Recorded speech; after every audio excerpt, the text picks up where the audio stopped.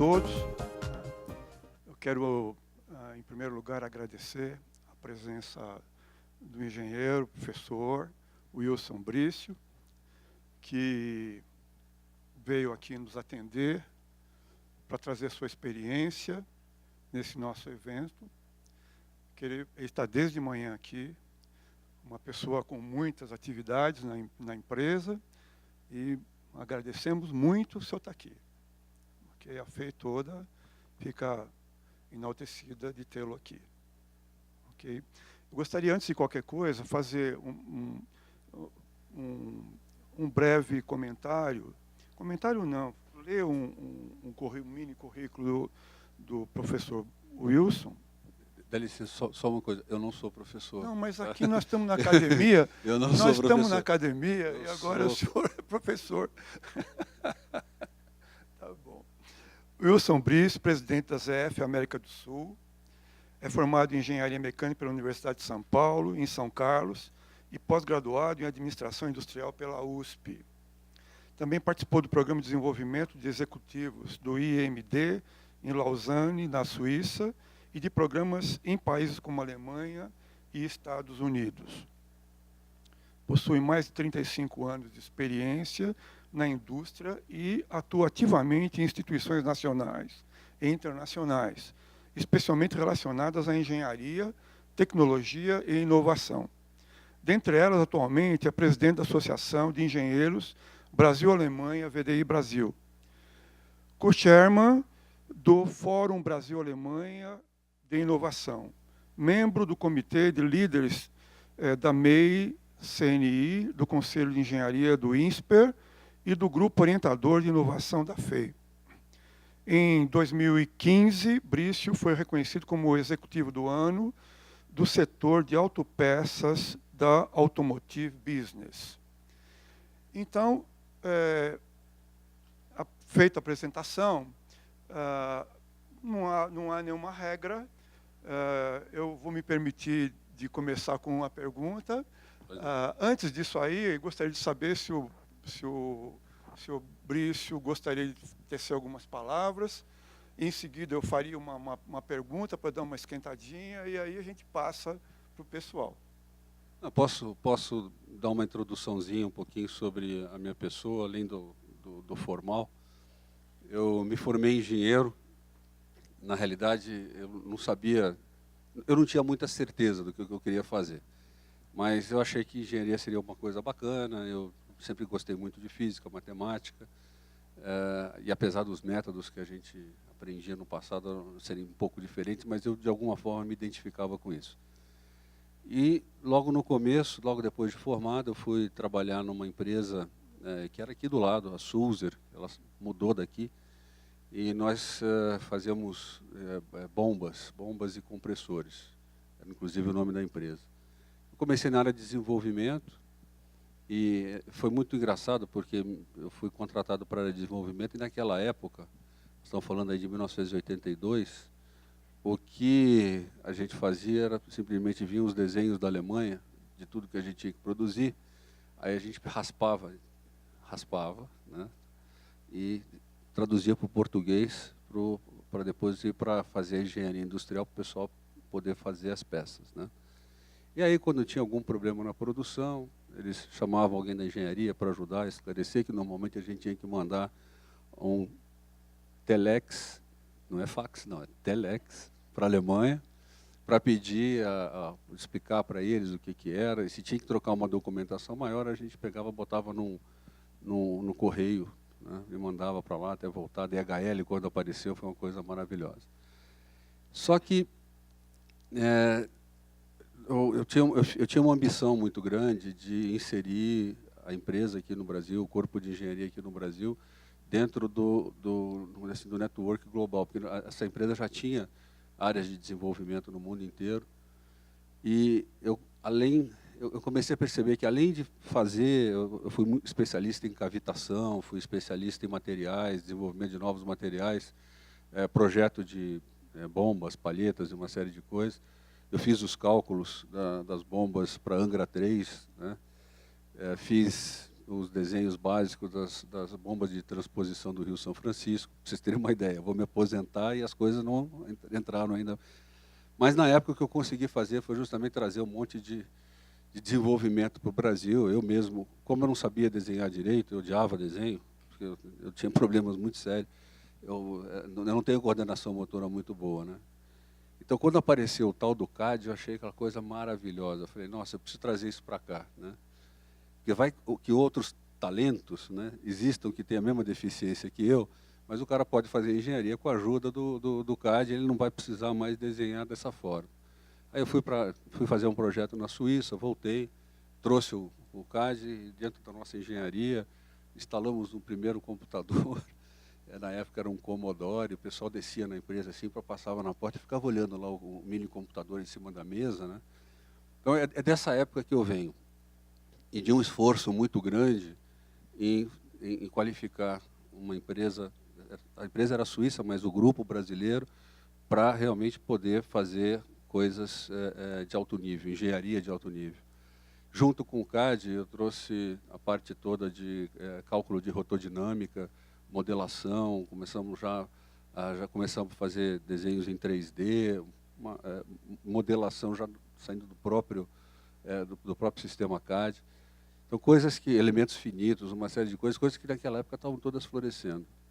E nós conseguimos, depois de bastante tempo, nós conseguimos, com muito trabalho, trazer praticamente toda a parte tecnológica que existia aqui, na Suíça e na Alemanha, e na Inglaterra também, trouxemos para o Brasil, treinamos o nosso pessoal, e aí nós começamos realmente a criar também. E ficamos responsáveis por projetos para o mundo inteiro, para determinado tipo de equipamento. Então, isso foi uma lição que eu aprendi também, que foi uma coisa muito interessante. O engenheiro brasileiro, depois que ele tem as ferramentas, depois que ele tem a condição de aprender, ele consegue ser tão bom, tão produtivo e mais criativo do que a maioria das outras culturas vamos dizer assim, que tem engenharias mais avançadas.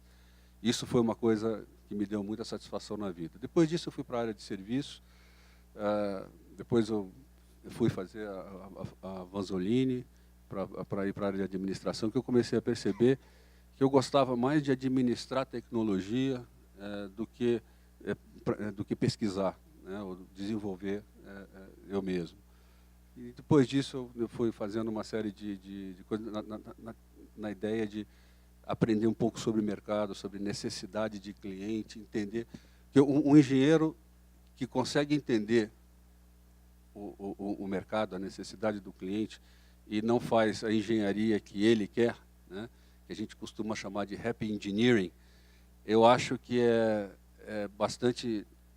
isso é muito poderoso. Eu acho que todo engenheiro, por mais técnico que seja, por mais envolvimento com tecnologia que tem, deveria dedicar um tempo e atenção para entender como é que funcionam as ferramentas de marketing, como é que funciona o mercado, como é que a gente descobre as necessidades de mercado, porque isso também é um grande passo para empreendedorismo, né? Mesmo que você não queira trabalhar em empresa no final, isso é uma coisa que eu acho que ajuda muito para, quem sabe, você trilhar um caminho de empreendedorismo. Depois disso, eu fui ser diretor de operações na Alemanha, fiquei bastante tempo lá, reformulando todo um processo de trabalho de uma fábrica, daí eu descobri a parte de recursos humanos. Eu tive que fazer um projeto de fazer com que a fábrica fosse autogerenciável, né? As ilhas, né? A fábrica estava organizada por ilhas de produção, e essas ilhas tinham que se autogerenciar. Então, as pessoas diziam quem ia trabalhar que dia, que horas que ia trabalhar, quanto tempo ia trabalhar, as metas de produção a gente discutia, dava prazos, e em 5 anos nós fizemos a implantação desse tipo de coisa. Aí foi que eu saí então do mercado, saí um pouco da tecnologia e fui começar a lidar com essa interação que existe com as pessoas, né? Como as pessoas trabalham, como é que elas se relacionam, o que é o tema liderança, como ele é fundamental para você fazer qualquer coisa, atingir qualquer resultado. Bom, depois disso, voltei para o Brasil, fui presidente da empresa aqui, aí montamos um projeto para transferir a empresa para Jundiaí, para onde ela foi, e aí eu resolvi trilhar os caminhos da indústria automotiva, que a gente que trabalhava com máquinas, né, equipamentos, era um mercado pequeno, muito volátil, né, muito mais volátil do que os outros mercados no Brasil. E aí eu fui trabalhar na indústria automotiva e comecei como gerente da área de transmissões da ZF e em 2005 assumi a presidência. Mas lá também na ZF eu tive a oportunidade de fazer um trabalho grande de change management, aprender toda a necessidade de mudar a cultura de uma empresa, mudar a organização, reorganizar a empresa e fazer a empresa entrar numa área de crescimento. E foram várias mudanças durante o tempo. E agora nós estamos sendo, vamos dizer assim, estamos fazendo um trabalho de integração de uma outra empresa, que é a TRW, que a ZF comprou em 2015, já para se qualificar, ou para buscar as tecnologias que ela não tinha na área justamente de sensores e de segurança, para justamente a ZF definir uma visão zero, para zero acidentes. Ela quer desenvolver sistemas e componentes que ajudem a indústria a poder ter um veículo que vai ter zero acidentes e zero emissões, que seria um veículo elétrico e autônomo, né, de forma que a qualidade desse processo ele tem que ser tão boa que ele realmente evite todo e qualquer tipo de acidente. E nisso ficou uma coisa engraçada, porque a ZF era uma empresa que veio lá do Conde Zeppelin, né, com os dirigíveis dele, foi uma empresa de mecânica a vida inteira, né? Durante 100 anos, uma empresa de mecânica. E, de repente, nós temos que entrar no mundo da eletrônica e entender, no primeiro momento houve essa dúvida, mas agora, então, quer dizer, a parte velha da empresa não conta mais, só conta a parte nova. E demorou um pouco nesse processo até nós entendemos que todo mundo é necessário, né? Dentro daquele conceito de que um veículo autônomo ele vai precisar, que nem o ser humano, ver, né? Pensar e agir, né? Ele vai ter que ter os sensores todos para saber onde ele está, para avaliar obstáculos, avaliar possíveis situações, e isso vai para dentro de uma área de inteligência artificial, que aí vai definir quais os comandos que têm que ser ativados, o que ele deve fazer, frear, acelerar, virar. E com tudo isso, a gente percebe que, no fundo, o mundo no futuro vai ser uma integração entre eletrônica, elétrica e mecânica, né? Então, são sistemas inteligentes, que chamam sistemas mecânicos inteligentes, que nós vamos ter que gerar.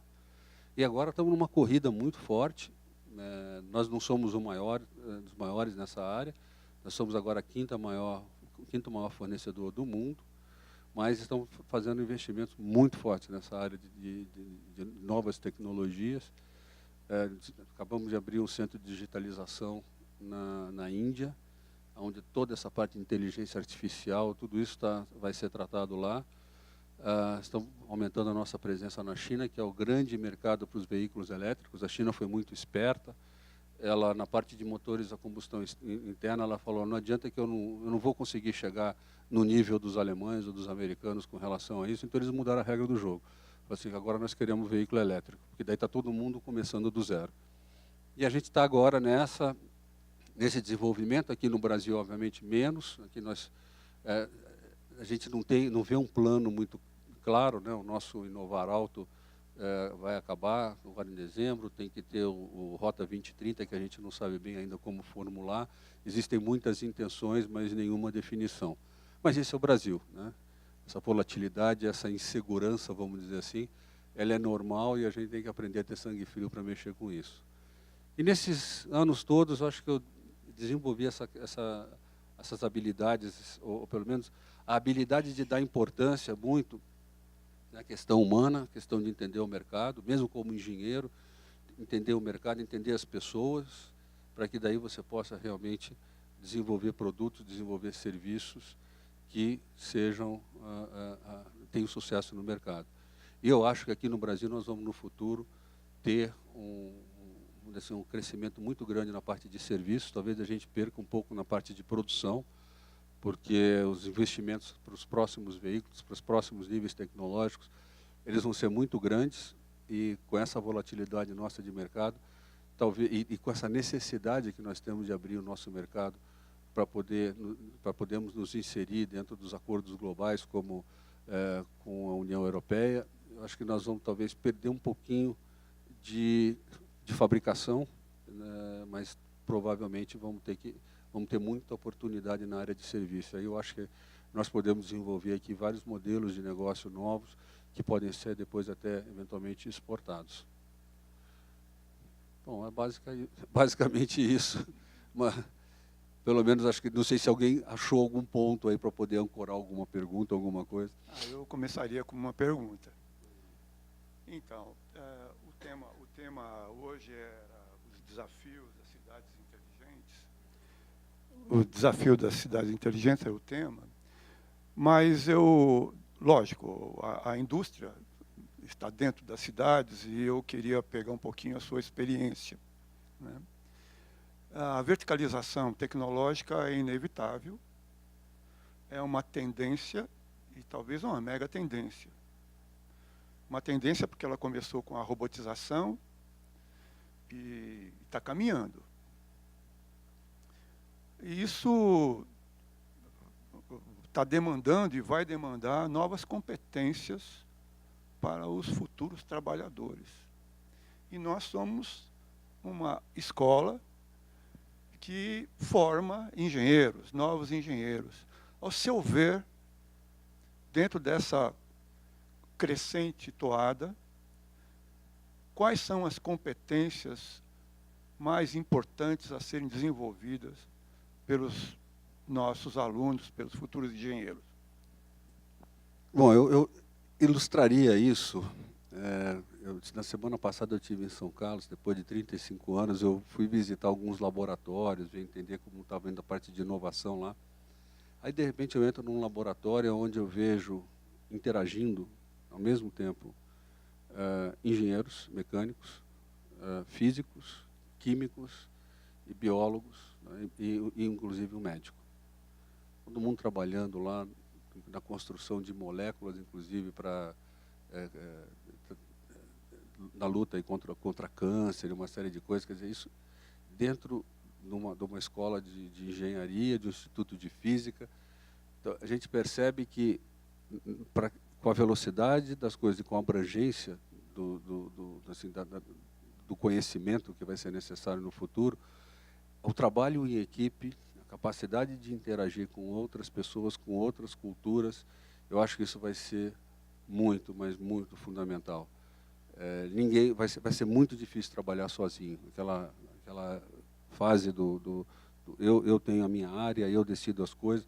A gente vai ter que realmente trabalhar em rede também como pessoas, uma rede de pessoas. Eu acho que essa competência ela é muito, muito, muito importante. E tudo aquilo que for relacionado com a parte, obviamente, de digitalização, isso é uma coisa que a gente tem que entender como é que os sistemas funcionam, algoritmos, porque é muito importante que a gente não perca a sensibilidade das coisas. Eu acho que eu cheguei a comentar isso parcialmente, mas antigamente você fazia uma conta de seno e cosseno lá, para achar um ângulo, alguma coisa assim, uma projeção, e você tinha na cabeça mais ou menos quanto é que era. Você sabia quanto é que, se alguém viesse com um resultado muito esdrúxulo, você já batia e falava assim, não, isso aí não é possível, né? Não é dessa ordem de grandeza. Agora a gente está entrando num mundo que cada vez menos a gente vê os processos que estão por trás das coisas que a gente pede, né? Você tem os apps lá que você dá um input, ele tem um processamento e te dá uma resposta. E a gente vai se acostumando a cada vez mais a acreditar nessa resposta quase que sem questionar, né? E a gente pode perder a sensibilidade. Então, eu acho que essa competência de continuar tentando entender como as coisas são feitas, né, essa curiosidade e tentar realmente desenvolver sempre esse feeling para aquilo que você está fazendo, eu acho que vai ser uma coisa muito importante, porque a interação homem-máquina, ela é bacana, mas você não pode simplesmente ficar dependendo da máquina. Eu acho que tem que haver uma colaboração. Mas toda essa parte relacionada com inteligência artificial, com digitalização, eu acho que aí vai ser uma coisa muito, muito importante. Formar equipes não é uma coisa simples, além de trabalhar em equipe, também formar equipes. E a liderança do próprio eu, né, de saber como é que eu vou fazer a minha vida, aonde que eu quero chegar, e a liderança naquilo que te couber dentro dos grupos que você estiver trabalhando. Eu acho que isso vão ser competências bastante importantes para o futuro.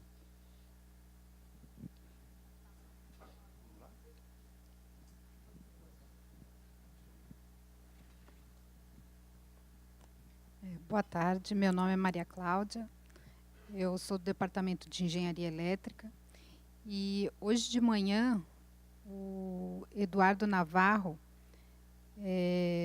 falou um pouquinho sobre... Não é essa a pergunta, desculpa. Essa é a segunda. O Marcos Prado, do Brick Lab, da Universidade de Colômbia, falou um pouquinho do tripé de conhecimento, capital e empreendedorismo, né? E da necessidade da cultura da sociedade de favorecer essa ligação entre esses três, entre essa tríade, né? Conhecimento da educação e da pesquisa, o investimento, né, dado pelo capital, e o empreendedorismo, que então daria a inovação, né? Só que se a cultura da sociedade não favorecesse essa ligação dessa tríade, a gente não teria inovação, né? Lá no painel foi falado muito que a tecnologia vai vir, né? Uma coisa é a gente se pegar a tecnologia, que vem de qualquer jeito, e a outra coisa é a inovação, né? A gente desenvolver, ser produtor da inovação, né? Então, eu gostaria que o senhor falasse um pouquinho desse contexto, dessa tríade, né? E como o senhor vê, no Brasil, a nossa sociedade como favorecedora dessa ligação. Olha, eu trabalho com inovação desde a época eu fui vice-presidente da Câmara de Comércio Brasil-Alemanha, e lá eu fundei um departamento de inovação justamente para fomentar esse intercâmbio entre Brasil e Alemanha nessa área. A Alemanha é bem conhecida. E lá, entrando no mundo alemão, nessa questão da inovação, a gente percebe que eles têm alguns fatores que são fundamentais. O primeiro é a questão do ecossistema, que ele é favorável vamos dizer assim, as empresas se experimentarem, ou pequenas empresas serem abertas. Existe toda uma facilidade, mão de obra, ela é bem treinada, ela está à disposição. Então, toda essa parte de burocracia, tudo isso eles tentam eliminar para você conseguir fazer, para você levar a tua ideia adiante. Existe uma outra vertente que é muito importante, que eu acho que talvez eles sejam imbatíveis no mundo, que é a relação indústria-universidade. No Brasil, acho que vocês já devem ter ouvido falar isso um monte de vezes. Nós temos muita produção científica, até que a produção científica no Brasil não é ruim. Per capita, por número de doutores nas faculdades e tudo, isso não é ruim. O que é ruim é o que a gente consegue transformar em inovação.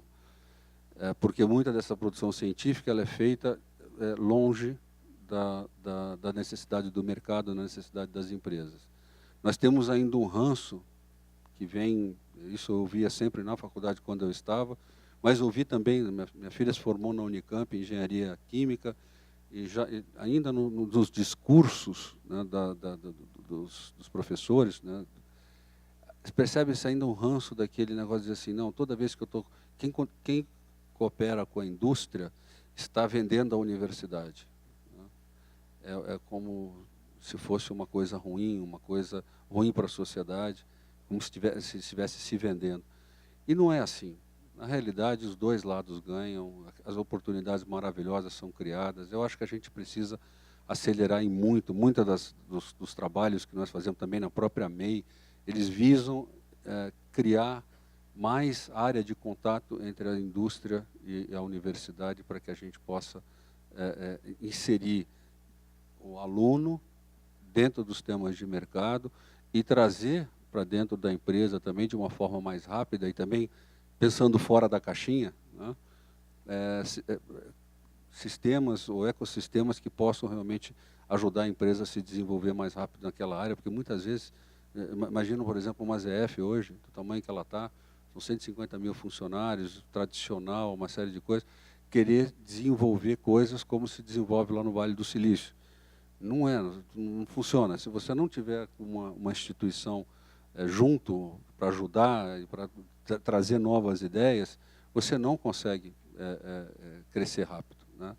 E aqui no Brasil, a gente tem esse problema, tem essa trava, a gente está trabalhando muito de todas as áreas para diminuir isso, e a partir daí você pode realmente criar novas soluções, inovações. Tem, por exemplo, um trabalho muito interessante para ser feito, que é a questão dos veículos híbridos. Né?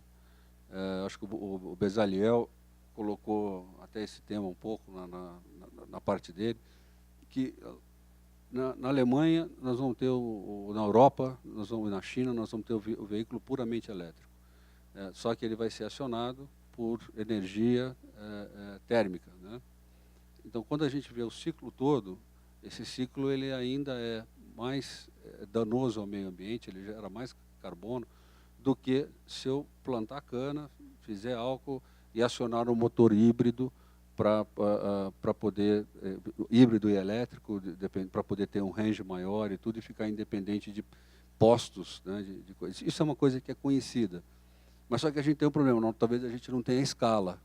Mas quem sabe se a gente começar a trabalhar em cima de conceitos desse tipo, a gente não consegue achar soluções baratas e soluções eficientes para o nosso padrão energético aqui, para a nossa matriz energética.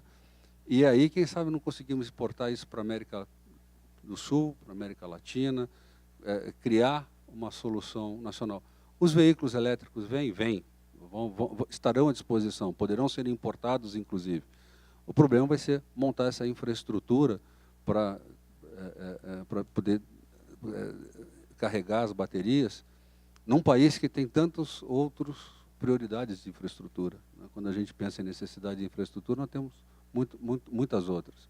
E a cana-de-açúcar é uma coisa interessante, está sendo desenvolvida, a segunda geração do etanol, tem uma série de coisas acontecendo que poderiam favorecer. E por que não termos mais cooperação na área da indústria com as universidades para talvez desenvolver um modelo brasileiro? É garantia de que vai funcionar? Não, não existe garantia. É garantia de que a falta de escala não vai ser prejudicial para o projeto? Não, não tem garantia. Mas são coisas que a gente tem condição de desenvolver junto. Eu acho que aí nós podemos fazer coisas melhores no futuro.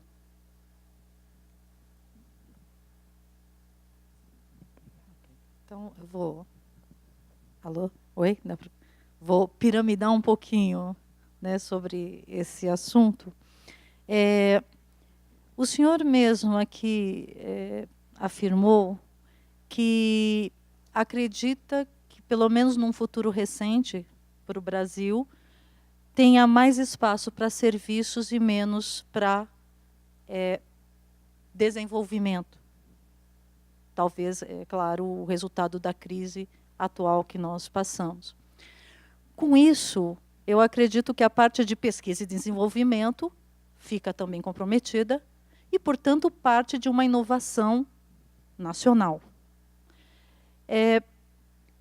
Como, então, nós teríamos um engenheiro que a gente incentive atualmente na criatividade, no espírito científico, desafiador, se o mercado recente, as perspectivas para ele é de serviço? Olha, eu não disse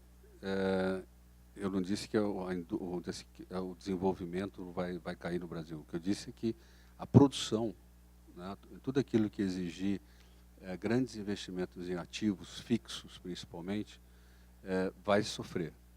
Vai sofrer porque nós não temos essa capacidade de investimento que talvez essas novas tecnologias tragam. Eu acho que muitas empresas vão se perguntar, você imagina, por exemplo, o seguinte, amanhã fecha-se um acordo, Brasil, a Comunidade Europeia, dizendo o seguinte, não tem mais tarifa de importação para veículos. Zero. Eles produzem milhões de veículos lá. Tá? Como é que nós vamos ter capacidade de competir no nosso mercado com esse produto importado? Então, eu acho que a fabricação ela vai talvez sofrer um pouco. Talvez a gente continue montando veículos, alguns componentes específicos, onde a gente conseguir um pouco mais de escala, mas eu acho que essa abrangência que a gente tem hoje talvez seja reduzida. talvez não aconteça daqui a 10 anos, daqui a 15, mas talvez um pouco mais para frente. Mas o desenvolvimento, ele também não deixa de ser, de uma certa forma, um serviço, né?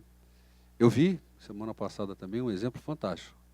Desenvolveram um aparelho aqui no Brasil para um laser, são um sistema de laser e com outros tipos de luzes para tratamento de pele. Desenvolvido aqui. Física, de novo, engenharia, né? Até tudo coordenado por uma dentista. Olha só como as coisas. O aparelho ficou pronto, quer dizer, o protótipo ficou pronto, tudo, e aí tem que entrar no Brasil, tem que entrar na Anvisa, não sei o que e tal. Eles pegaram o produto aqui, levaram para fora, patentearam, então, começaram a produzir lá fora, e obviamente que esse grupo foi remunerado, né? Então, o desenvolvimento em si, eu acho que nós temos muita coisa que está acontecendo, as incubadoras estão aí mostrando que a gente tem muitas ideias, só que eu acho que muitas dessas coisas, quando chegarem na hora do processo produtivo e forem requerer grandes investimentos, grandes ativos, provavelmente a gente vai vender essas patentes lá para fora, mas o desenvolvimento não. O desenvolvimento ele tem futuro aqui, sim, na ação dele. Desculpa, só então, recolocando um pouquinho o próprio tema em questão, primeiro peço desculpa, eu não me apresentei, Marcilei, eu sou física, do Departamento de Física, então fiquei até feliz com sua frase da interdisciplinariedade que é necessária, porque nós sabemos aqui bem a importância disso. Mas a questão é a seguinte, a pesquisa e o desenvolvimento, né, concordo, ele é gerado, é interdisciplinar, só que devido à cultura nacional, muitas vezes tem que sair fora do país para ter um reconhecimento e uma abordagem de aplicação. Então, novamente, a parte de inovação fica prejudicada e voltamos à questão. O engenheiro que vai atuar como engenheiro numa indústria, ele volta a não ter oportunidade da pesquisa e desenvolvimento para levar a inovação, a não ser que ele esteja muito próximo a uma academia. Nacionalmente é isso que ocorre. Como que o senhor vê este aspecto? Eu não entendi direito assim todo este exemplo dado, ele foi gerado a partir da academia, certo? De pesquisadores, e quando ele tem um produto, tem que sair do Brasil para ter um reconhecimento, porque tem muito impeditivo nacionalmente. O produto foi desenvolvido, aqui ele ia ter uma série de dificuldades para ser lançado no mercado, então já pularam essa etapa, vamos produzir aonde dá para produzir. O mundo vai ficar cada vez mais globalizado, e até nós darmos um jeito em toda essa burocracia, todo esse sistema que existe no Brasil, nós não precisamos desistir, nós podemos justamente fazer, vamos pular o obstáculo, a gente pula e vai para outro lugar, produzir em outro lugar, e depois acaba importando depois o aparelho para o Brasil. Mas o desenvolvimento ele é necessário, ele pode ser feito, e tem outras coisas. Quando eu me refiro nessa mudança tecnológica, estou falando da indústria automotiva, mas nós temos uma série de outras indústrias que, por exemplo, tudo aquilo que for processamento de alimentos, tem uma série de subprodutos disso, mesmo na área de energia, energia a partir de cana-de-açúcar, uma série de coisas, energia solar, tem uma série de coisas que nós podemos desenvolver, que pode ser produzidas aqui no Brasil, porque nós vamos ter uma vantagem competitiva, porque nós temos matéria-prima que outros não têm. Isso até ajudaria o Brasil a, por exemplo, a adicionar mais valor, né, junto com a produção agrícola, a produção os materiais de base agrícola, antes de mandar o material bruto para fora. Então, tem muita coisa que pode ser feita, né? Então, eu só estou falando da indústria automotiva especificamente, que ela está passando por um momento de mudança radical de tecnologia, e isso está acontecendo tão rápido que talvez a gente não veja no futuro tantos veículos mais sejam fabricados no Brasil. Mas não quer dizer que a indústria no Brasil acabou. Tem uma série de outras. Nós temos muitas oportunidades na área automotiva para serviços, mas nas outras áreas, com certeza, nós vamos ter oportunidades para serviços e para a produção de novos produtos também, com certeza.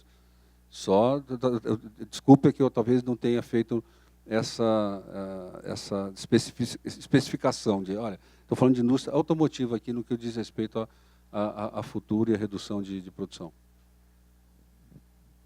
Boa tarde, meu nome é Teodoro, eu sou professor do curso de administração da FEI, em São Paulo e em São Bernardo, e a minha matéria é marketing e é serviços.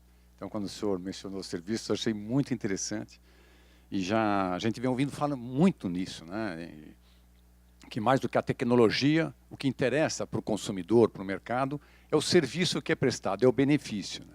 E quando a gente fala até de millennials, a geração da juventude, isso é mais válido ainda, né? Não interessa o que está por trás, interessa a solução. E então, no seu depoimento de apresentação, achei muito rico, se encaixa totalmente no que a gente também aqui na academia vem estudando. E uma pergunta minha é assim, como o senhor mencionou isso, né, se o senhor pudesse avançar um pouco mais, essa ponte entre a tecnologia, ou seja, uma fábrica, uma manufatura, o produto, e essa cultura de serviços, quer dizer, como desenvolver uma cultura de serviços. Assim, talvez pela sua experiência e vivência. Talvez uma outra forma de dizer isso também é qual seria a principal característica para um bom prestador de serviços, se fosse assim, uma pessoa que o senhor procura selecionar, alguma característica. Tá? Bom, o que é importante nessa relação com o cliente, com o mercado, é tentar descobrir realmente qual é a necessidade. Se a gente hoje, a gente falando, analisando, assim, eu preciso ter um carro, eu preciso ter um ativo, por exemplo, que eu estou sentado aqui, ele está parado lá, está depreciando, eu não estou usando.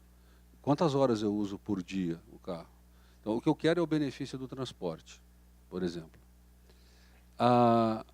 O dentista, ele precisa ter uma cadeira de dentista com todos aqueles aparelhos, tudo precisa pertencer a ele. Aí, quando quebra alguma coisa, ele tem que ligar, pedir a peça, substituir e tudo. Ele não quer fazer isso. O que ele quer é simplesmente usar aquele aparelho todo, né, que ele tem, da melhor forma possível, com o menor custo operacional possível, se possível, sem ter que investir. Esse é o ideal. Eu acho que esse é um questionamento que a gente vem fazendo cada vez mais e vai percebendo que existe, sim, novos modelos de negócio que se chama, hoje em dia, servitização, né, o PSS, né, que visam buscar oportunidades justamente nessas áreas. Não interessa de onde vem o hardware. O importante é você conhecer aquele hardware, estar desenvolvendo aquele hardware, saber, por exemplo, a vida dos componentes. Aí você usa manutenção preditiva. Hoje em dia, ela está sendo muito mais fácil de ser aplicada em função de todos os aparelhos, de toda a digitalização, do custo mais baixo que você tem. Então, você pode prever quanto tempo vai durar aquele componente.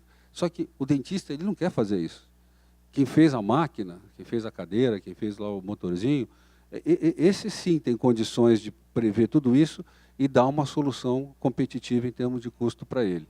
Então, esses são os modelos que estão sendo implementados. Então, é importante a gente descobrir, eu tenho um caso que é um pouco mais antigo, nos anos 80, quando eu trabalhava na SUSA, saiu uma lei aqui na cidade de São Paulo de que todos os ônibus tinham que andar a gás. Foi o Maluf, se não me engano, que soltou essa lei.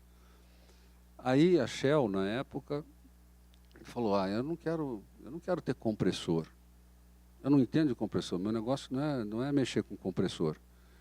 Então, o que eles fizeram? Nós fizemos um contrato já naquela época, isso em 1984, 85.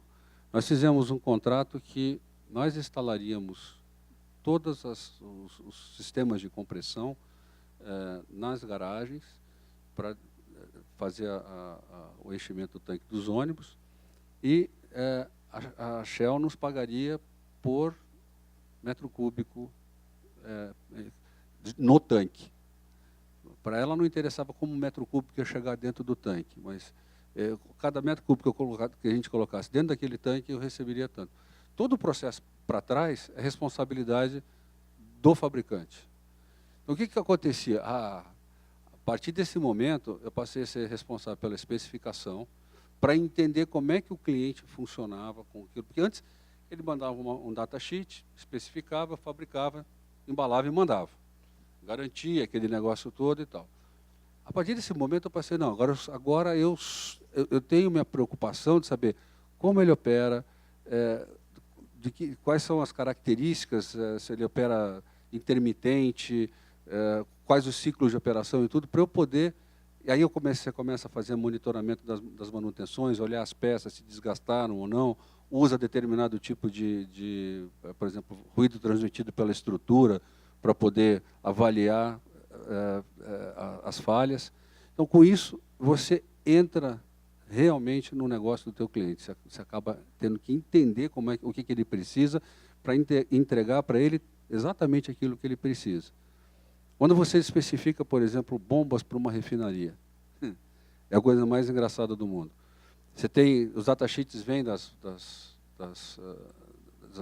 engenharias, né, das empresas de engenharia, e eles vêm, tudo vem com fator de segurança e tudo, e a gente sabe que a curva de uma bomba centrífuga ela tem um ponto de máximo rendimento, e para a esquerda e para a direita estou gastando mais energia.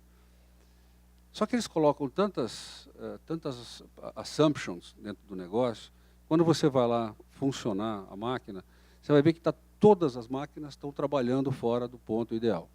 Então, uma máquina que tem um rendimento no ponto ideal de, sei lá, 65%, está trabalhando com 40%. Está trabalhando estrangulada, porque aquela unidade nunca vai precisar daquilo. Mas é que o cara chegou na vazão, multiplicou por 1,2, por não sei o que e tal, deu uma vazão maior. Aí nós vendíamos um serviço que era assim, fazer retrofit das bombas. Depois que eles instalavam tudo, você ia lá e falava assim, não, agora deixa, peraí, eu vou reduzir o teu consumo de energia em X% e vou aumentar o teu intervalo entre quebras de tanto, porque eu vou refazer os teus rotores todinhos e vou colocar todos eles para funcionar do jeito que tem que funcionar.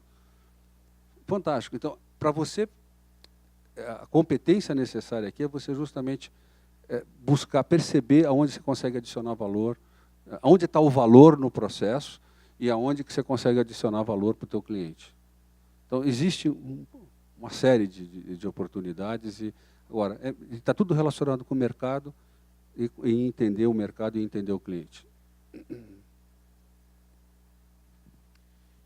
Boa tarde. Boa tarde. Meu nome é Leandro Perestrello, sou professor do Departamento de Mecânica e eu vim da indústria, né? Eu, durante 15 anos atuei na indústria automotiva, na ZF, né? Então tenho uma vivência, uma experiência boa lá. E durante 7 anos eu tive a atuação na indústria e aqui na academia, né? Então, assim como o Rogério Goldfarb falou de manhã, né? A indústria tem a condição de identificar os pain points, né? O que precisa, tal.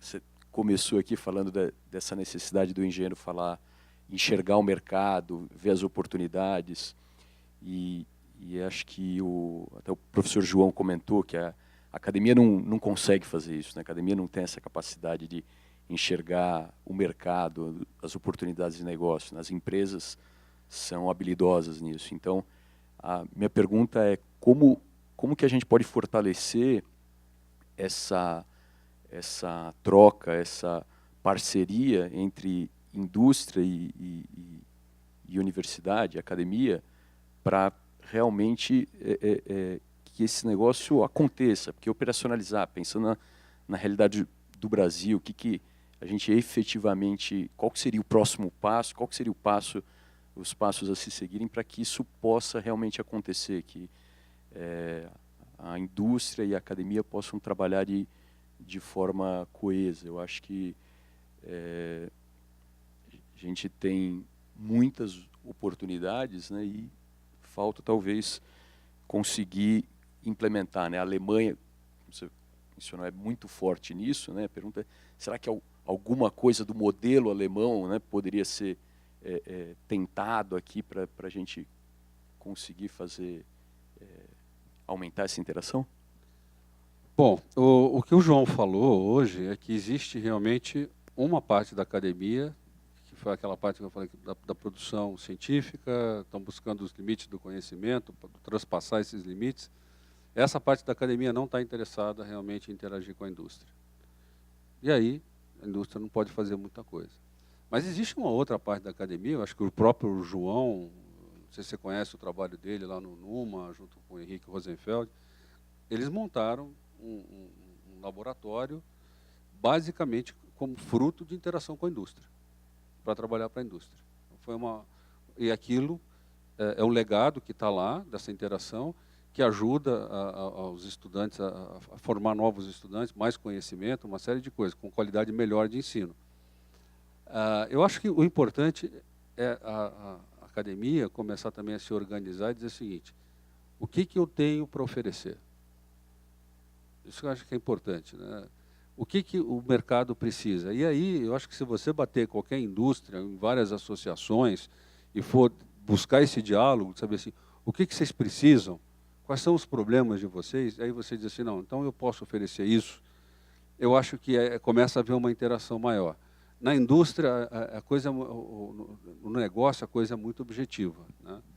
Você tem que aparecer com um fator de como se diz assim, um fator de diferenciação, você tem que chegar lá mostrando que você consegue adicionar valor para o processo e às vezes até correr algum risco, né? Fazer alguns projetos de risco, dizer assim, olha, se não der nada, cada um fica com o seu, se der alguma coisa, a gente divide os benefícios.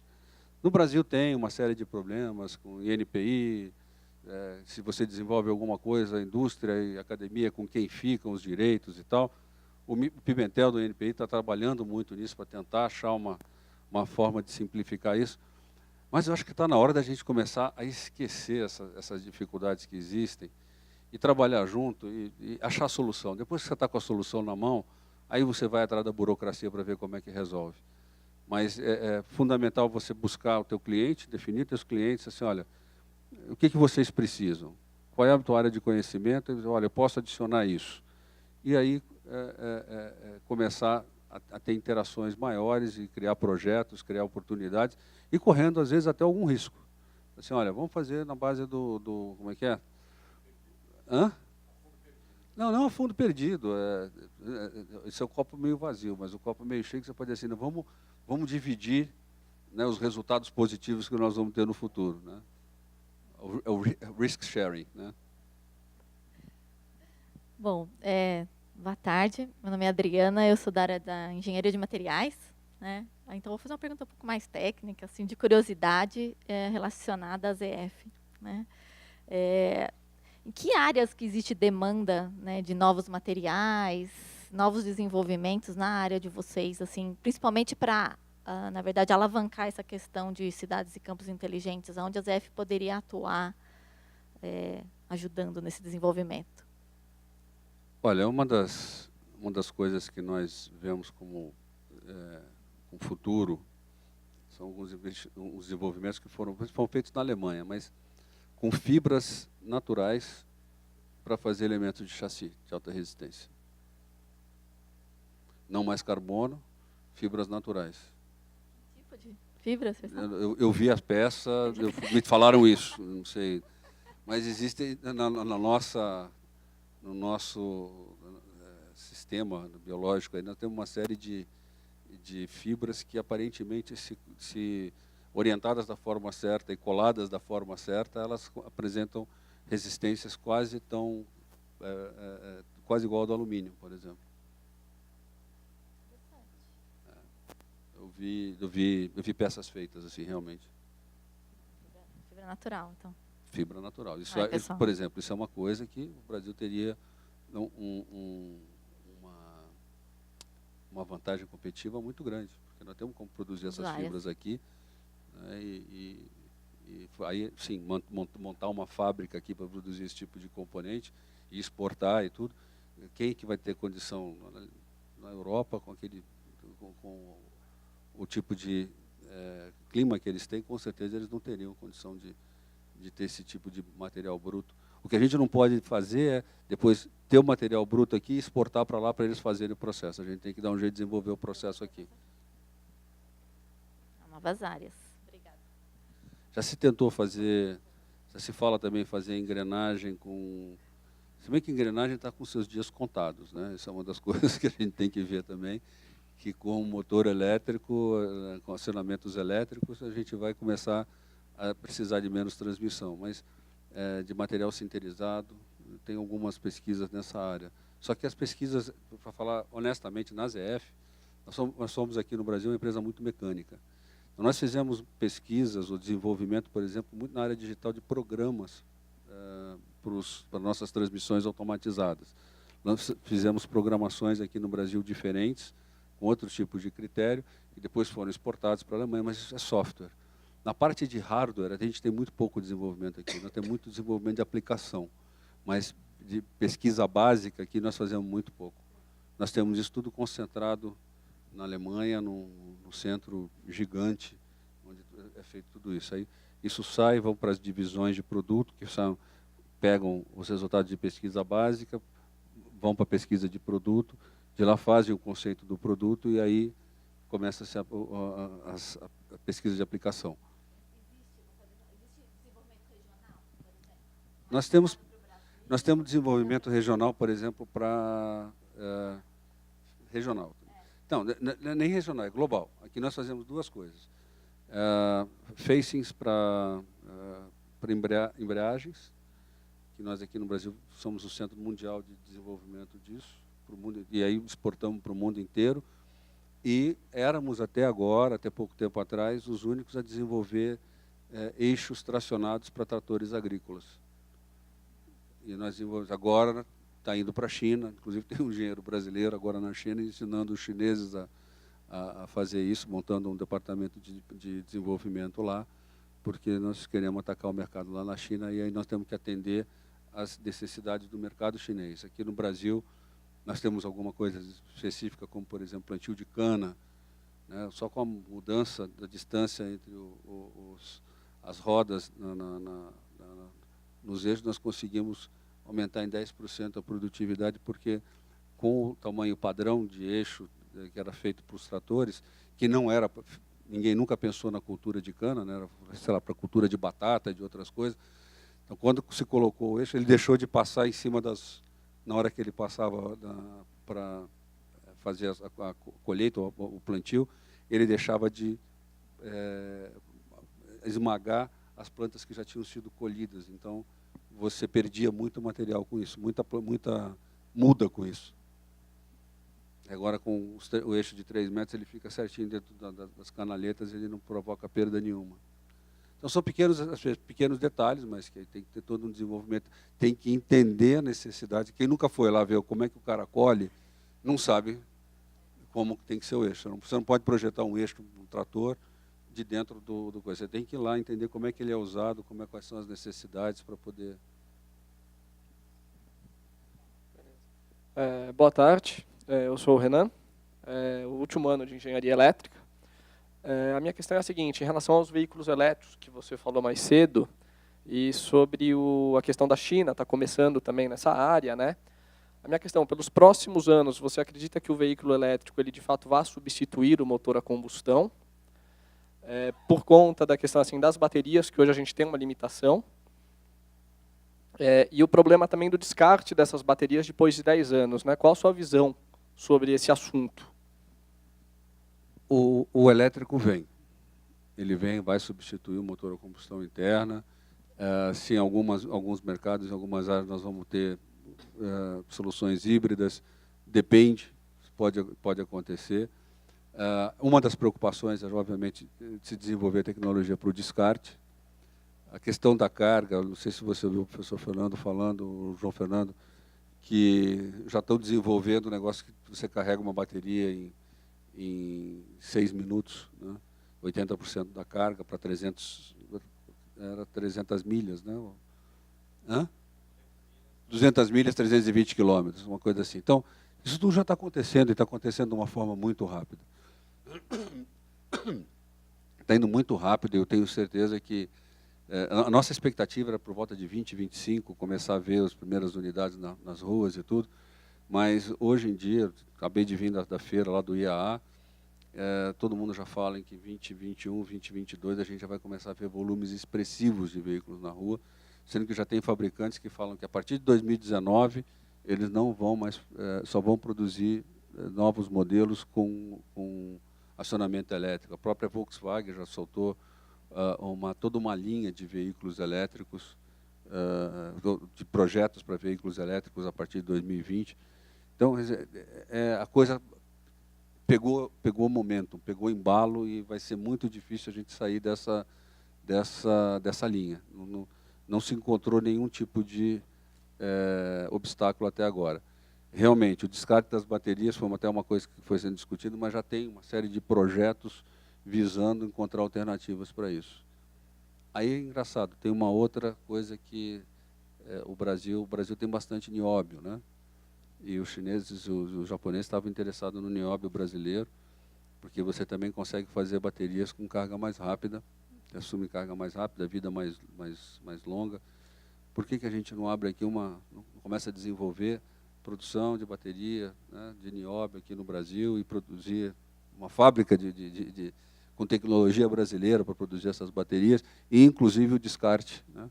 Quem sabe a gente não consegue, usando o material natural que a gente tem aqui, desenvolver uma tecnologia nova e um produto, né, que possa ser usado em vários lugares. Isso talvez seja uma oportunidade para nós. Bom, boa tarde, Wilson. Eu sou o Lucas, faço Tomar Sem Controle, estou no 3º ano. E voltando um pouco da parte de educação, da integração de universidade e indústria, primeiramente eu queria dar parabéns, porque eu vi uma reportagem que o senhor foi eleito presidente pela VDI, Associação Brasileira de Engenharia, certo? Do Brasil e Alemanha. Se você puder explicar um pouco sobre mais o VDI, que eu achei interessante, que, se não me engano, é um programa de intercâmbio, certo? Entre Brasil e Alemanha. Como tem alunos de graduação, acho interessante o senhor comentar se tem algum processo, como que funciona aqui. Não, inclusive, nós estamos procurando associados. Tá? A VDI, em alemão, Verein Deutscher Ingenieure, ela faz, na Alemanha, ela é a maior instituição que congrega profissionais dentro da Alemanha. Ela tem 150 mil associados. Né? E ela tem uma série de departamentos, ela é realmente gigante na Alemanha. Promove, desde normatização, existe uma série de normas VDI, e ela tem uma série de programas que vão desde de incentivar a criança a se interessar por tecnologia e pela engenharia. Ela tem programas que, por exemplo, motivam as mulheres também a participar dos cursos de engenharia, se graduar em engenheiras, tirando um pouco do receio que possa existir. Tem até um grupo específico onde pegam-se engenheiras de sucesso para falar com o pessoal mais jovem, para falar, olha, é difícil, ainda existe uma série de barreiras, na própria Alemanha existem essas barreiras, mas tem oportunidade também, e não tem por que a gente recear. E nós temos aqui no Brasil uma série de linhas, eles também têm lá, mas aqui no Brasil, traçando um paralelo, nós temos programas, por exemplo, que tratam de aumentar a produtividade na indústria. Então, os engenheiros que se interessarem vão visitar determinadas fábricas, olham exemplos de trabalhos que foram feitos. Existe toda uma gama tem o Dia da Engenharia, que inclusive vai ser esse ano em novembro. Nós vamos ter um dia inteiro tratando de diversos assuntos relacionados com a carreira de engenharia. A gente sempre trata a inovação do ponto de vista da carreira de engenharia, a gente trata da diversidade do ponto de vista da carreira de engenharia, esse é um tema que nós vamos discutir também. Tem uma série de temas que nós discutimos dentro desse Dia da Engenharia, entregamos um prêmio ao engenheiro do ano, né? E no final nós vamos ter até um evento que vai recolher fundos para uma entidade beneficente. É o Lar Girassol, onde nós temos uma escolinha que atende só, no Grajaú, atende só crianças em estado realmente de perigo social. Então, a VDI tem todas tem toda essa gama de trabalhos. Ele também, nós temos dentro do site a possibilidade de olhar oportunidades de trabalho, oportunidades de intercâmbio. Tem uma série de coisas que a gente faz, que é como, ela é uma mistura, porque na Alemanha a VDI é como se fosse o CREA aqui no Brasil. A VDI, ela representa os engenheiros, ela leva... Aqui a VDI não faz isso, não tem, existe o CREA, existe o Sindicato dos Engenheiros, aqui é mais a VDI aqui é mais uma entidade de intercâmbio de informação, de facilitação e nós queremos promover a carreira de engenharia, porque o Brasil precisa de mais engenheiros, e também queremos promover o intercâmbio dos engenheiros com a Alemanha. Existe uma série de programas também que pode ser feitos, por exemplo, colocar lá quem tem interesse de fazer estágios na Alemanha e tudo, e isso é colocado para as empresas alemãs, que às vezes vêm buscar também, tanto empresas alemãs que estão no Brasil, quanto empresas alemãs que estão lá fora e buscam engenheiros. Engenheiro, inclusive, na Europa e na Alemanha, é um bem bastante raro nesse momento. Existe uma demanda muito grande e uma oferta pequena. Não estou dizendo para vocês irem para lá, não, mas eu só estou dizendo que... Obrigado. Às vezes essa experiência internacional também é uma coisa bem boa. Boa tarde, meu nome é Giovana, eu sou estagiária da ZF e gostaria de fazer uma observação. Lá na ZF nós temos bastante fóruns de inovação, então a gente tem o Clutch in the Future, Face the Future, com alternativas a curto prazo. Nós sabemos que no mercado, cada vez mais, estão comprando mais carros automáticos do que carros com embreagem manual. Gostaria de saber se há alguma estratégia da ZF para esse mercado de embreagem manual.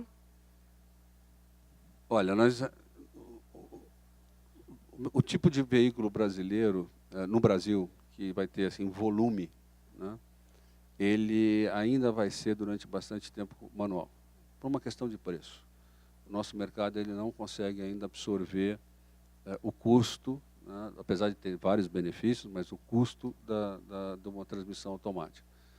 A transmissão automática, para ser localizada, você precisaria ter uma necessidade no mercado de pelo menos 1 milhão de transmissões por tipo. Quer dizer, uma variante, 1 milhão de transmissões. Nós não temos. Isso no Brasil não tem. Nós temos o mercado estimado em aproximadamente 300 mil transmissões automáticas. Então, nós não vemos uma mudança nesse mercado tão rápida assim. E depois tem toda uma boa parte da área de embreagens, ela é para o aftermarket, né, para a área de serviço. E essa população de veículos, até ela acabar, vai demorar um bom tempo. Mas nós contamos, assim como as transmissões um dia vão acabar, as embreagens também vão acabar. E pelo menos para carros de passeio. Para veículos comerciais é uma outra coisa, e aí acho que é uma parte muito forte, nós somos muito mais fortes na parte de embreagem para veículo comercial.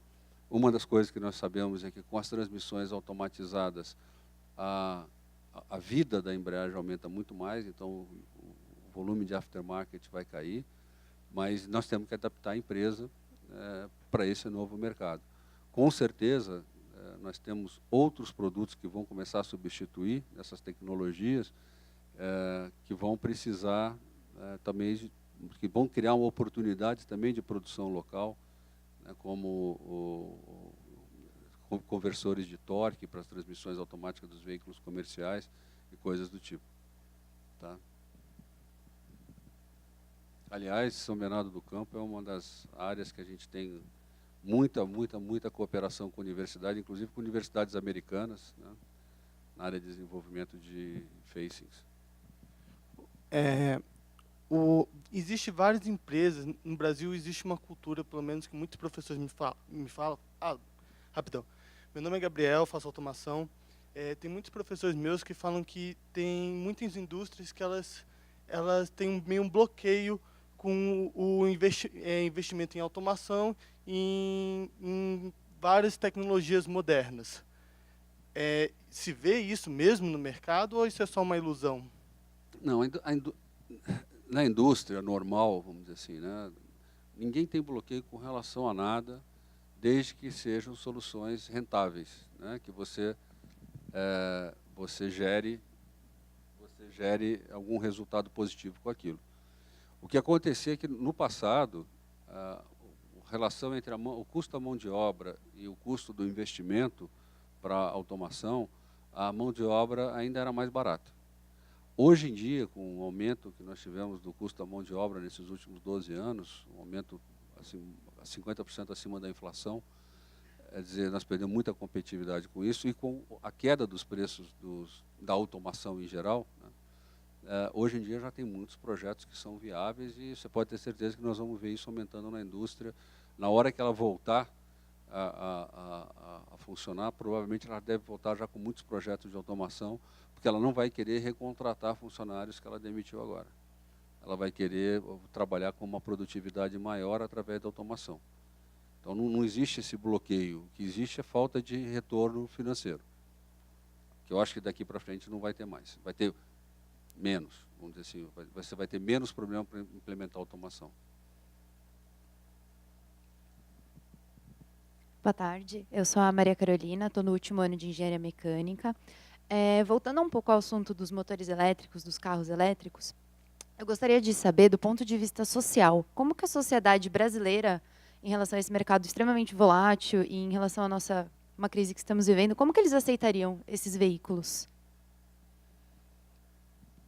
Olha, de novo, né, a necessidade que o mercado tem é do transporte, né? Como já se diz por aí, país rico não é o lugar onde pobre anda de carro, e sim onde rico anda de ônibus, né? Então, quer dizer, quando você tem uma malha de transporte, soluções de transporte, mobilidade boas, o mercado usa. Acho que muitos de nós iriam preferir tomar um ônibus na porta de casa e ir tranquilo até onde tem que ir, do que ter que dirigir, ficar parado no trânsito e tudo. A questão, eu não vejo uma grande relevância assim, social no item tecnologia, passar de motor a combustão interna para elétrico, na medida que até, em termos de sociedade, é melhor, porque por causa da emissão zero. O motor elétrico ele tem a emissão zero, desde que você não tenha que fazer uma usina termoelétrica, né, do lado para poder ter energia elétrica. E o Brasil tem muita energia renovável. Então, assim, do ponto de vista social, o que eu acho interessante é que nós vamos estar criando condições para que nós tenhamos as grandes cidades com ar muito melhor, né? Vamos ter que, obviamente, cuidar da parte se vamos usar motores híbridos com etanol, vamos ter que cuidar que a área usada, a produtividade seja suficiente, você não tem que aumentar muito essa área, tirando o lugar de produção de alimentos. Isso é uma coisa importante, mas acho que socialmente eu não vejo um impacto, a menos de, eventualmente, a gente deixar de produzir algumas coisas no Brasil que pode criar, num primeiro momento, desemprego. Mas, fora isso, eu acho que essa tecnologia não é relevante desse ponto, sob esse aspecto.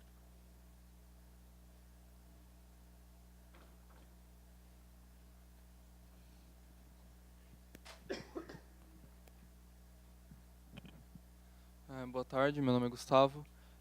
E eu sou estudante de Engenharia Civil aqui da FEI. E a Engenharia Civil, eu noto diante dos meus colegas que não estamos permeados de tecnologia e inovação ainda.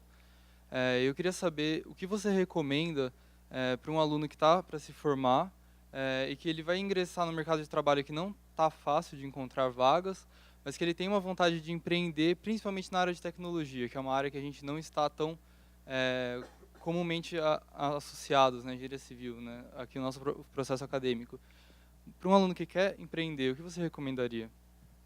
Olha, eu acho que vai haver uma demanda grande no futuro de prédios inteligentes, né?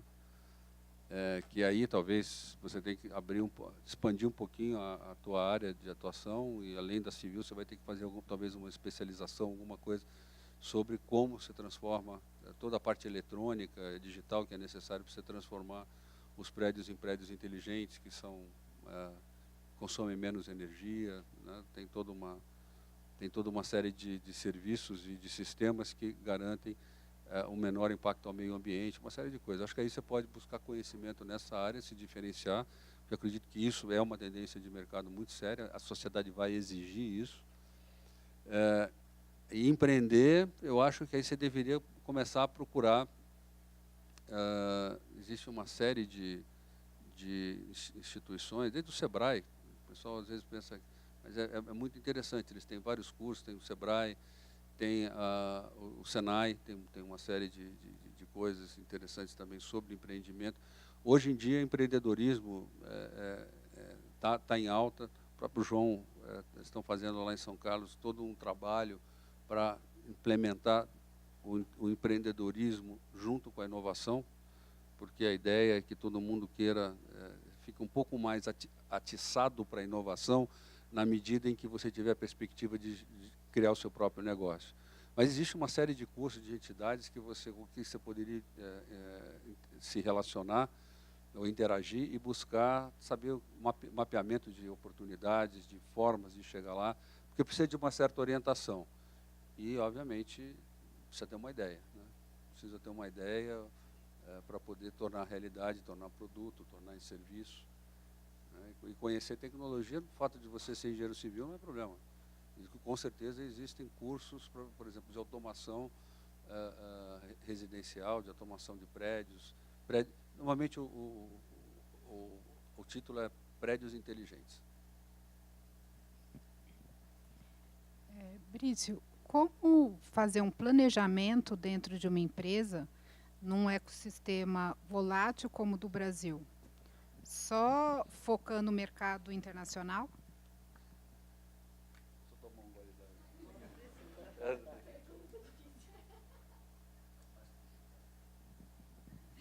Olha, eu nem sei como é que a gente faz.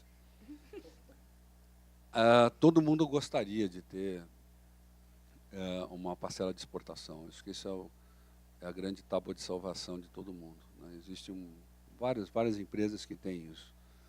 A gente tenta aqui buscar, por exemplo, localizar produtos que eu possa ter uma parcela de exportação.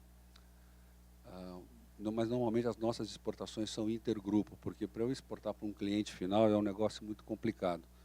Porque se eu troco de fonte, eu preciso de quase 2 anos para aprovar a nova fonte, é um processo muito... não dá para reagir rápido. Tá? Então a gente busca coisas que a gente pode exportar para a nossa matriz, ou para uma outra unidade do grupo, para eles agregarem a produtos que vão... Mas a primeira coisa que você precisa ter para exportar é competitividade. E é aqui que a gente sofre. Né? Principalmente na indústria de transformação.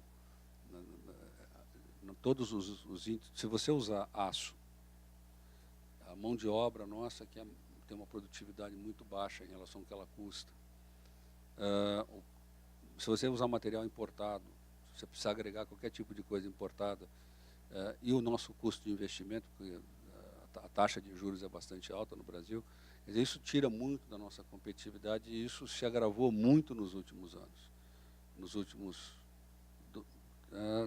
8, 12, 13, 14 anos. Agora está começando a voltar a melhorar, os juros estão caindo, obviamente, essa inflação mais baixa.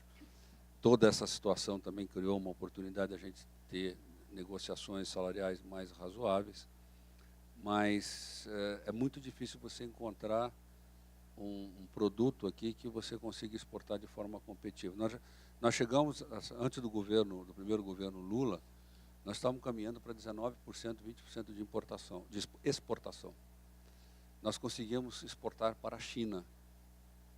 Né? Nós éramos competitivos a ponto de exportar para a China. Hoje nós exportamos 3% da produção para a Argentina, e nós importamos da China. Perdemos vários projetos que nós tivemos que mandar para outras unidades do grupo, que perdemos. Então, sim, o jeito é exportar, mas eu também vejo aí uma dificuldade grande, porque está muito difícil com essa base de custo que nós temos, com os impostos que nós temos, com o custo logístico que nós temos, está muito difícil da gente ser competitivo no mercado internacional. Muito difícil. Nós temos que mudar esse ambiente econômico. O Brasil foi avaliado em termos de facilidade de fazer negócios em vários países. O Brasil ficou em 100º, tralalá de lugar. Assim, caiu nos últimos anos alguma coisa como 30, 40 posições. Em inovação, nós estamos em 60º, alguma coisa. É só caindo. Então, como é que você vai competir lá fora? Esse é o problema. E como pensar no futuro aqui dentro? Eu acho que está chegando a hora da sociedade tomar decisões sérias. Nós temos que tomar decisões sérias sobre nossos governos, vamos ter que votar direitinho, né? Rezar para que muito mais gente vote direitinho também, em quem tenha programas sérios, que realmente se volte mais para o lado mais liberal, para liberalizar a nossa economia, para dar oportunidade para empreendimento, para dar oportunidade da gente competir no mercado internacional. É o único jeito. Nós até agora vivemos de algumas, obviamente, na área de exportação.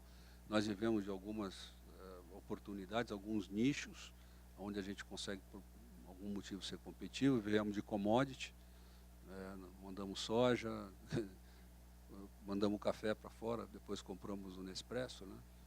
O Brasil movimenta por ano 10 bilhões de euros, né, em café, negócio com café. A Alemanha movimenta 40 bilhões de euros com negócio com café, só que eles não têm uma plantinha de café na Alemanha inteira, né? Então, é isso que a gente precisa aprender a fazer. Nós temos que pegar esses produtos, adicionar valor, exportar, criar uma base de competitividade forte para que a gente possa manter os negócios aqui no Brasil, manter a indústria forte no Brasil. E vamos votar direito, né? Vamos ver se a gente não vai para um caminho mais liberal. Votar em algum executivo, né? Porque...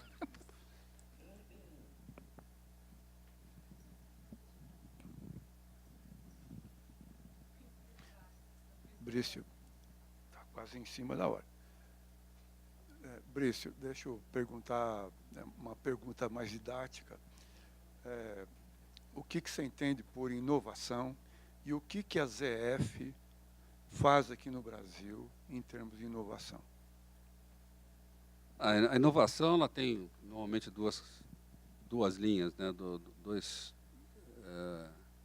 tipos. Uma é a melhoria contínua, que isso nós fazemos basicamente em todas as áreas da nossa empresa. Toda hora nós estamos questionando o que pode ser melhor, e temos projetos que andam o ano inteiro buscando melhorar os nossos processos e produtos.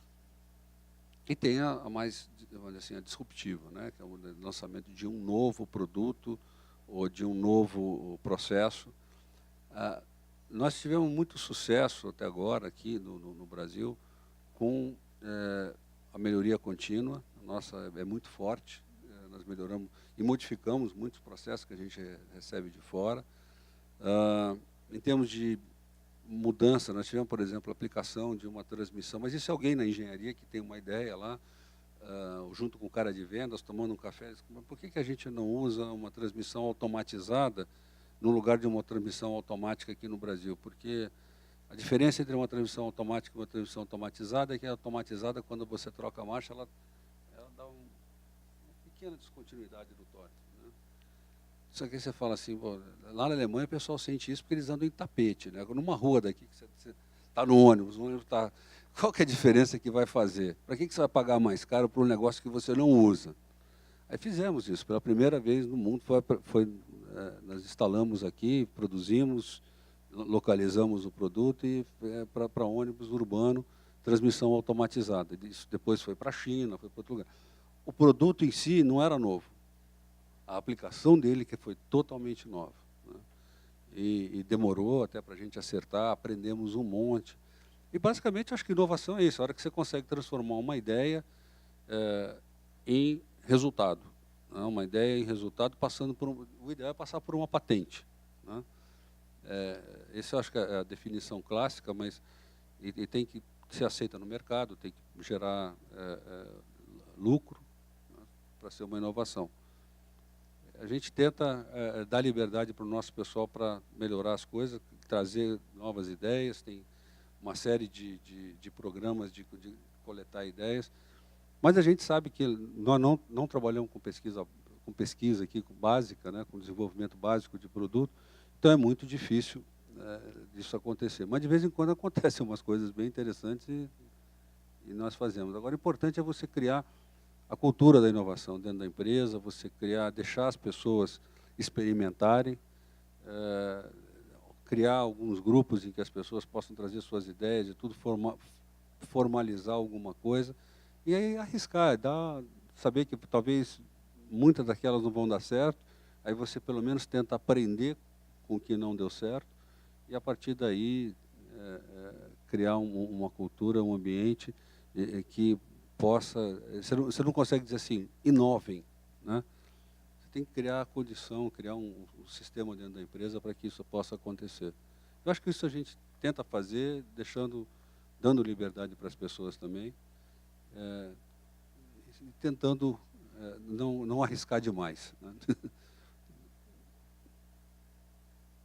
Gente, olha, a gente tem que encerrar, são 18 horas, né?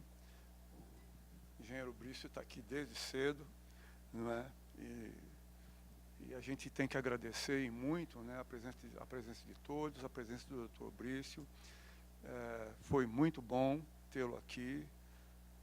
Se deixássemos, iam ficar por mais um tempo a mais, né? Mas quem sabe numa outra oportunidade a gente volta a conversar mais um pouquinho. Bom, eu que agradeço a vocês dessa oportunidade de interação. Para mim também é sempre bom, eu sempre aprendo com essas perguntas, e também ouvindo e vendo os anseios de vocês. E eu gostaria de, desde já, fazer um convite, se alguém se interessar, quiser uma vez conhecer a ZF em Sorocaba, em São Bernardo. Nós temos você como ex-ZF, poderia nos ajudar eventualmente, se alguém se interessar, a marcar uma visita, interagir com nossos engenheiros, conversar nas várias áreas, seja nas áreas de produção, de compra, de logística, para ajudar vocês também a terem uma ideia daquilo que vocês eventualmente podem vir a enfrentar no futuro. Tá ok? Wilson. Obrigado pela atenção de vocês. Eu queria agradecer também em nome da FEI, né? Eu só queria que se você pudesse passar uma mensagem para esses novos engenheiros que vão entrar no mercado logo aí, né? Temos vários aí. Se você puder deixar uma mensagem de otimismo. Eu acho que, basicamente, assim, não desistam. Eu acho que uma das coisas que é mais importante na nossa profissão, além de tudo aquilo que a gente tem que ter, basicamente, conhecimento técnico, tudo, é ter persistência, acreditar nas coisas, ir atrás e não ter medo de errar. E quando errar, sempre transformar isso numa lição, né? Falar assim, o que não deu certo, por que não deu certo? Nesse momento você já ganhou alguma coisa. Eu acho que é muito importante isso. Muito obrigado.